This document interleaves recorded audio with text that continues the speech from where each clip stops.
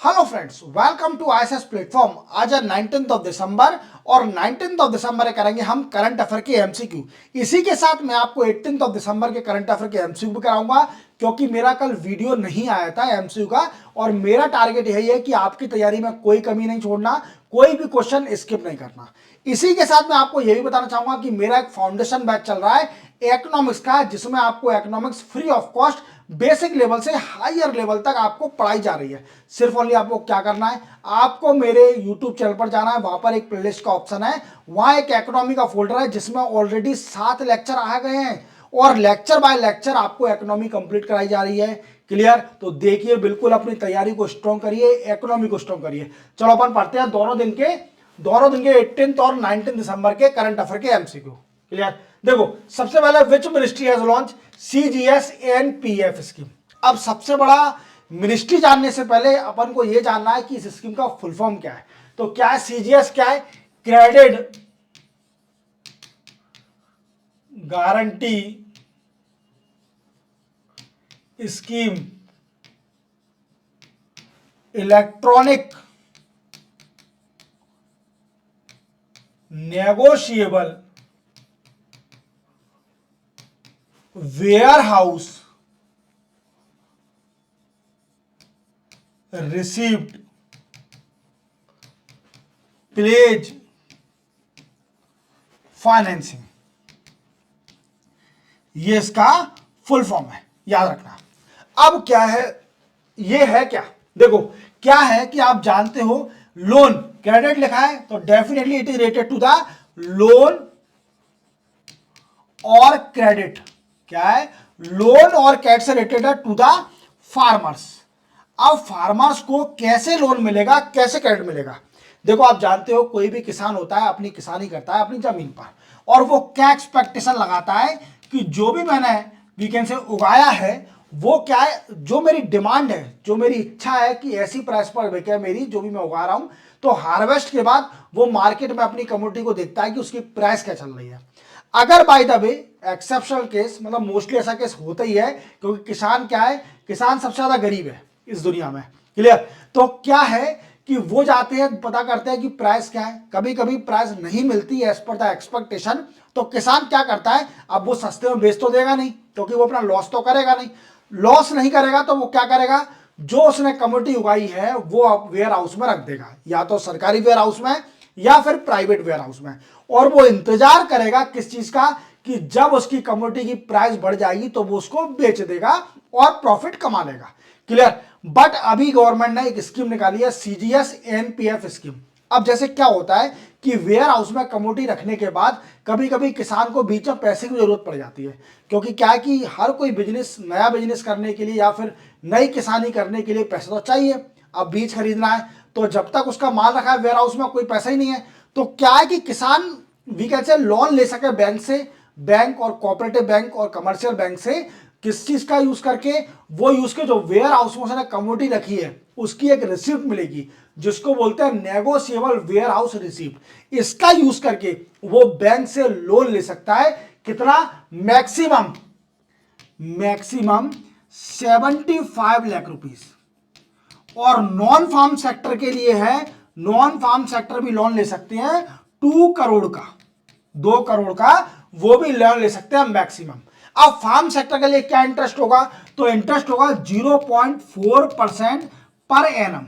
कितना होगा? 0.4% per annum. और 2 करोड़ के लिए, जो कि मैक्सिमम नॉन फार्म सेक्टर के लिए 1% पर एनम ये इंटरेस्ट होगा। तो आप पूरी तरह समझ गए होंगे ये स्कीम का मेन मोटिव क्या है। ये स्कीम का मेन मोटिव यही है कि क्रेडिट और लोन देना फार्मर को, जिससे वो जो अपनी रिक्वायरमेंट है, बेसिक रिक्वायरमेंट है, उसको फुलफिल कर सके। क्योंकि क्या है कि उनकी फसल अगर नहीं, उसकी प्राइस नहीं मिल रही है एज पर द एक्सपेक्टेशन, तो वो वेयर हाउस में रखने के बाद मतलब उनको पैसे की जरूरत तो पड़ेगी, क्योंकि दूसरी फसल भी उगाना है, तो इसके लिए बीज खरीदना है। तो पैसा के क्या है कि लोन दे देगी सरकार स्कीम के जरिए। और ये स्टार्ट करी है ministry of consumer affair, food and public distribution. किसने स्टार्ट करी है? Ministry of consumer affair, food and public distribution ने ये स्कीम स्टार्ट करी है। याद रखोगे। चलते अपन इस क्वेश्चन पर। नेक्स्ट है, which country is conducting naval exercise SLINEX 24 with India. देखो सिलीनेक्स से देख पा रहे होंगे तो डेफिनेटली ऐसी कंट्री होगी जिसका नाम एस से स्टार्ट होगा। तो क्या सिलीनेक्स फॉर श्रीलंका। श्रीलंका और इंडिया एक नवल एक्सरसाइज कर रहे हैं। क्या कर रहे हैं? जो कि 17 दिसंबर से स्टार्ट हो चुकी है और 3 दिन चलेगी 20 दिसंबर तक। क्लियर? 17 दिसंबर से स्टार्ट हो चुकी है और 20 दिसंबर चलेगी। ये हो रही है विशाखापट्टनम में। कहां पर हो रही है दोस्तों?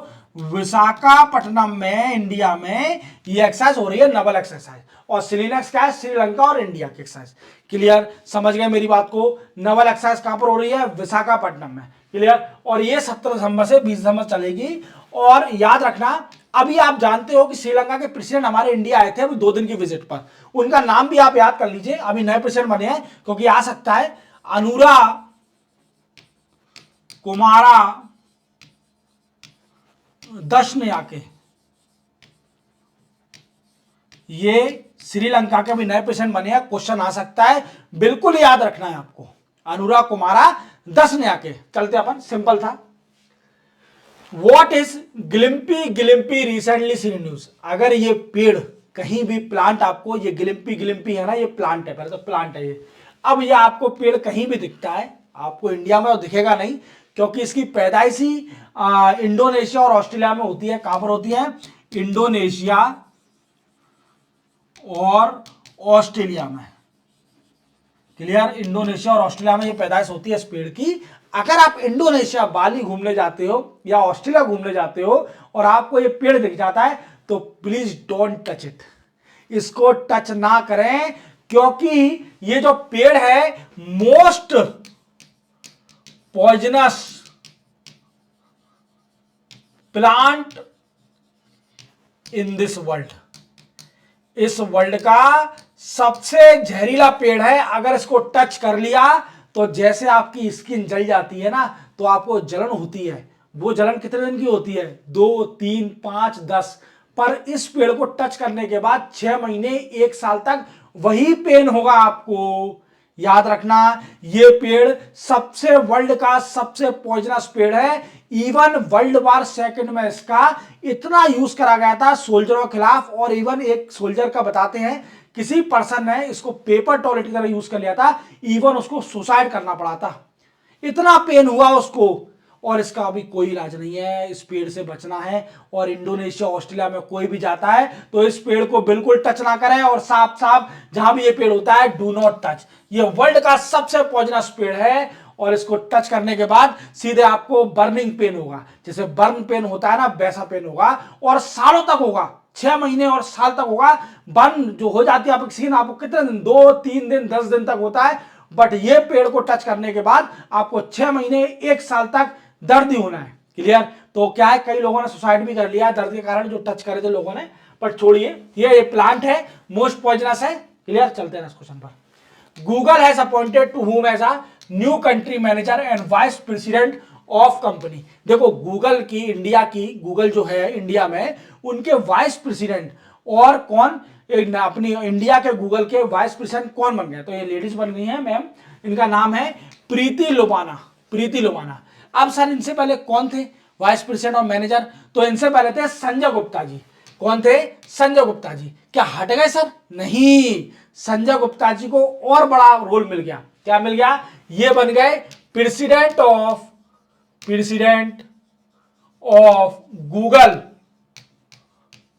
Google of Asia Pacific. Asia Pacific के ये प्रेसिडेंट बन गए हैं संजय गुप्ता जी। और इंडिया की बन गई है प्रीति लोबाना, वाइस प्रेसिडेंट और मैनेजर। क्लियर? याद रखोगे, सिंपल है, ज्यादा कुछ नहीं है। Which country has won the women junior hockey Asia cup title 2024? Very very important question, very very important question, क्योंकि इंडिया ने जीता है। इंडिया ने क्या जीता है? Women junior hockey Asia cup title 2024 जीता है, और वो भी चाइना को हराकर। है क्या कह रहे हो सर? हाँ, चाइना को हराकर जीता है। और ये कहां पर हुआ है? ये हुआ है मस्कट में। मस्कट में हुआ था और ये चाइना को हराकर इंडिया ने जीता है। याद रखना, चाइना को हराकर इंडिया ने जीता है। अब इसको जीतने के साथ इंडिया क्वालिफाई कर चुकी है। किसके लिए? क्वालिफाई कर चुकी है 2025 FIH junior hockey world cup, junior women hockey world cup. याद रखोगे तो इंडिया हमारी क्वालिफाई कर चुकी है और इंडिया ने चाइना को मस्कट में हरा दिया। कितने? 3-2 से हराया, आई थिंक 3-2 से हराया है चाइना को और फाइनल में हमारी इंडिया जीत चुकी है। चलते हैं next. Who took additional charge of economic advisor council to prime minister PM। अब आपके मन में डाउट आ रहा होगा कि सर ये एडिशनल चार्ज मिला है इनको, क्लियर? ये आप डिटेल में समझेंगे क्या है ये।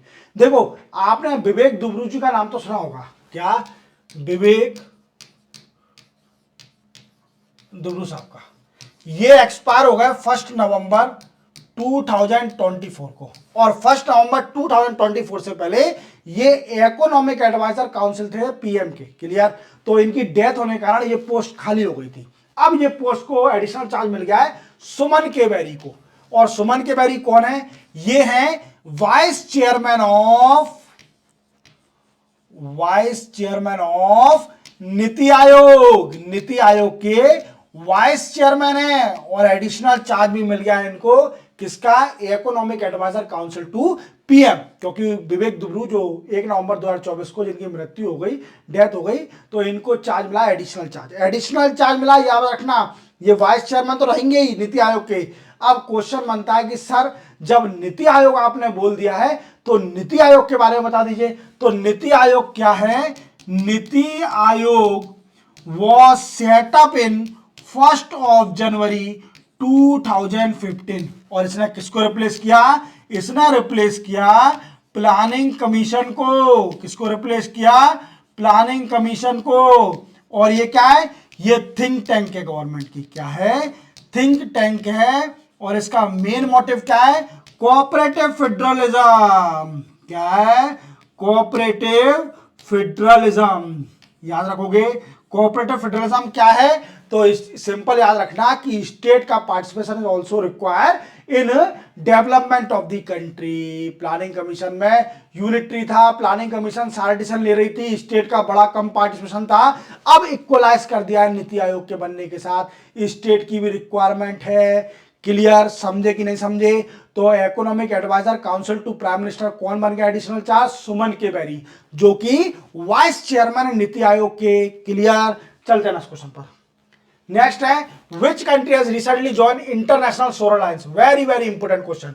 अभी रिसेंटली मोल्दोव्स कंट्री ने इसको ज्वाइन किया है। International solar alliance was set up in 2015 bye effort of India and France. Both country set up the international solar alliance. और इसका एम क्या है? सोलर एनर्जी को प्रमोट करना, वर्ल्ड में सोलर एनर्जी को प्रमोट करना। और इसका हेड ऑफिस कहां है? गुरुग्राम में। कहां पर है दोस्तों? गुरुग्राम इंडिया में इंटरनेशनल सोलर अलायंस का ऑफिस है। और अभी रिसेंटली मोल्दोव्स कंट्री ने इंटरनेशनल सोलर अलायंस को ज्वाइन किया है। ये इंडिया का एफर्ट है, याद रखना। क्लियर? चलते हैं इस क्वेश्चन पर। नेक्स्ट है who has been conferred Jamshedji Tata award by Indian society for quality. क्या है?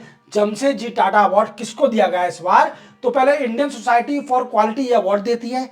ये अवार्ड सेटअप हुआ था 2004 में। क्लियर? और ये दिया जाता है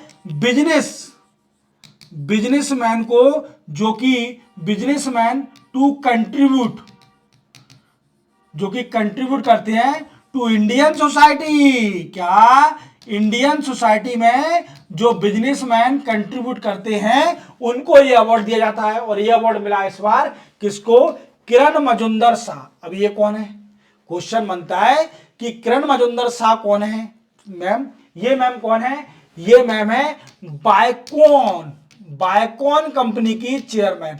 कौन है? बायकॉन कंपनी की चेयरमैन है। और बायकॉन कंपनी किससे रेट करती है? बायोटेक्नोलॉजी से। किससे रेट करती है?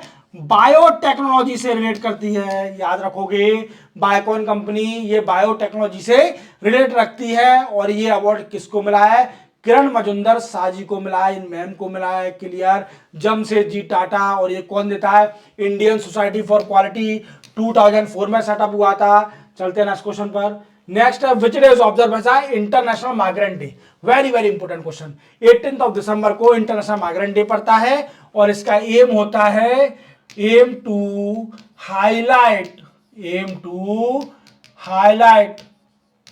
द कंट्रीब्यूशन ऑफ माइग्रेंट का contribution and protect their right. अब क्वेश्चन बनता है कि सर ये बताइए कि इसकी थीम क्या थी। आप हर क्वेश्चन में बताते हो कि थीम। अब देखो थीम याद रखने के लिए पहले आपको समझना पड़ेगा थीम है इसकी honouring the contribution of migrant and protect their rights. क्या है? Protects their right, honouring the contribution of migrant and protect their right. ये इसकी थीम थी। माइग्रेंट को हाईलाइट करने के लिए, उनका कंट्रीब्यूशन को हाईलाइट करने के लिए ये दिन ऑब्जर्व किया जाता है ऑन 18 दिसंबर को। चलते हैं नेक्स्ट क्वेश्चन पर। नेक्स्ट है Uber has launch moto women initiative in which city of India. देख पा रहे होंगे ये बेंगलोर सिटी है। अब बेंगलोर नहीं बेंगलुरु बोलते हैं। क्या बोलते हैं? बेंगलुरु कैपिटल कहाँ की है? बेंगलुरु कैपिटल है कर्नाटका की। कर्नाटका में उबर ने अभी एक इनिशिएटिव स्टार्ट किया है मोटो वुमेन। क्या स्टार्ट किया है? मोटो वुमेन क्या है? देखो आप जानते हो रैपिड फायर कह रहा हूं, सॉरी रैपिडो आप करते होंगे तो एक बाइक पे एक बंदा आता होगा, वो आपको पूरा राइड कराता होगा जहां भी आपको जाना है डेस्टिनेशन पर। क्लियर? पर आपको ये कंफर्म नहीं होगा कि लड़का आएगा कि लड़की आएगी। लड़की तो आती नहीं है, ऑब्वियस सी बात है लड़का ही आएगा। क्लियर? तो क्या है कि बेंगलोर में उबर है, उसने अभी एक इनिशिएटिव स्टार्ट किया है मोटो वुमेन। इसमें क्या होगा, जो महिला को अपॉइंट किया गया है, इसके अंदर 200 महिला को समथिंग अपॉइंट की गई है और उनको एक वीकेंड से एक्टिवा या फिर मोपेड दी गई है कि आप राइडर जितने भी आपको बुक कर रही हैं वुमेन जो भी जैसे 2 पहिए गाड़ियों को बुक कर रही हैं तो सिर्फ ओनली वुमेन ही उनको रिसीव करने जाएगी। ये इनिशिएटिव स्टार्ट किया है। अब इससे क्या होगा कि इससे ये होगा कि वुमेन की सेफ्टी बेंगलुरु में स्टार्ट किया है वुमेन सेफ्टी। अब ये ओवर वाले बोल तो रहे वुमेन सेफ्टी, पर मुझे लगता है ये एक इनकी बिजनेस स्ट्रेटजी है। क्या ये बिजनेस स्ट्रेटजी है? ये कोई सेफ्टी वेफ्टी, ठीक है वुमेन सेफ्टी है दिखाने के लिए, कोई दिक्कत नहीं। Ravichandran Ashwin took retirement belong to which sport. Ravichandran Ashwin ने रिटायरमेंट ले लिया है और ये क्या है? ये इंडिया में हर बच्चा जानता होगा ये किस गेम से बिलोंग करते हैं। ये बिलोंग करते हैं दोस्तों क्रिकेट से। किससे बिलोंग करते हैं? क्रिकेट से बिलोंग करते हैं। कैसे? क्रिकेट से। बच्चा जानता होगा, स्पिनर है बहुत बड़े। अब क्वेश्चन बनता है इन्होंने रिटायरमेंट ले लिया है, जैसे आप जानते हो बॉर्डर गावस्कर ट्रॉफी चल रही है इंडिया और ऑस्ट्रेलिया के बीच में, और तीसरे टेस्ट के बाद इन्होंने रिटायरमेंट ले लिया। क्लियर? अब इनका कैरियर कैसा रहा? देखो इन्होंने अभी तक 106 टेस्ट खेले हैं। टेस्ट मैच 106 टेस्ट मैच खेले हैं, जिसमें 537 विकेट लिए हैं। देख लो आप 537 विकेट लिए हैं और ये इंडिया के सेकंड हाईएस्ट विकेट टेकर बन गए हैं। इंडिया के प्लेयरों में देखा जाए तो he is a second highest wicket taker. Clear? याद रखोगे तो कौन है? ये क्रिकेट से बिलोंग करते हैं। देन आफ्टर व्हाट इज किसान कवच रिसेंटली न्यूज। किसान कवच क्या है? तो जैसे आप जानते हो कि किसान कवच अभी नई टेक्नोलॉजी बनाई है। किसने? Body suit. ये बॉडी का सूट है जो कि देखते होंगे आप किसान कभी पेस्टिसाइड लगाते हैं कि खेती पर पेस्टिसाइड छिड़कते हैं, पर आपने देखा होगा जब वो पेस्टिसाइड छिड़कते हैं तो अपना मुंह कवर करके या फिर बॉडी को कवर करके वो पेस्टिसाइड छिड़कते हैं। क्योंकि क्या है कि पेस्टिसाइड जो होता है वो पॉइजनस होता है। जैसे आप जानते हो कि ये पॉइजनस होता है और इसी पॉइजनस को बचाने के लिए क्या हुआ है कि अभी एक कंपनी है, मैं आपको बता रहा हूं, ब्रिक इन स्टीम। क्लियर। इस कंपनी ने क्या है, एक अभी बॉडी सूट बनाया पेस्टिसाइड, एंटी पेस्टिसाइड प्रोटेक्शन के लिए, इंसेक्टिसाइड पेस्टिसाइड किसानों को प्रोटेक्ट करे कि पेस्टिसाइड छिड़के तो उनकी बॉडी को हार्मफुल इफेक्ट नहीं होना चाहिए, इसलिए कवच बनाया, किसान कवच इसको नाम दिया है। और ये इंडिजीनियस है, इट इज अ इंडिजीनियस, क्या है, इंडिजीनियस, याद रखोगे, इट इज अ इंडिजीनियस। और ब्रिक्स इंस्टीम ने ये बनाया है, याद रखोगे। चल जाना question. Who was conferred 34th व्यास सम्मान 24 by KK Birla foundation? Very very important question, very very important question. 34th व्यास सम्मान 24 किसको दिया गया है? तो ये दिया गया है सूर्या बालाजी को। किसको?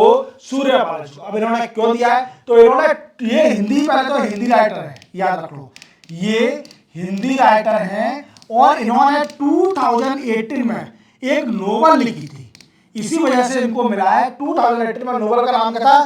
कौन देश का बासी, ये बासी वो नहीं है सड़ जाता है, क्या बासी का मतलब है सिटीजन, क्लियर। तो कौन देश का वासी, वी कैन से वेनु की डायरी, वेनु की डायरी। इसी नोवेल के चक्कर में इनको दिया गया है क्या, वी कैन से 34th व्यास सम्मान 2024। और एक कौन देता है?